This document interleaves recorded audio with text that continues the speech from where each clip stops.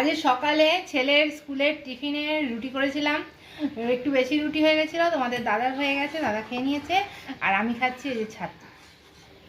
ছোটোবেলায় যখন ছাতু খেতাম তখন একদম শক্ত করে টাইট টাইট করে মেখে অল্প জল দিয়ে সেরকম বেশি করে চিনি দিয়ে খেতাম। আর এখন যখন ছাতু খাই তখন একদম লিকুইড করে বেশি করে জল দিয়ে ছাতু খাই, যাতে এটা ঢকঢক ঢকঢক করে খাওয়া হয়ে যায় আর বেশিক্ষণ খেতে সময় না লাগে। বুঝেছ? আমার জন্য ইচ্ছে করলে আরও বেশি দুটো রুটি করে নিতে পারতাম, তা করতে ইচ্ছে করলো না। আর এত কাজ করার পর আবার বসে বসে রুটি চিবোতে হবে, দরকার নেই।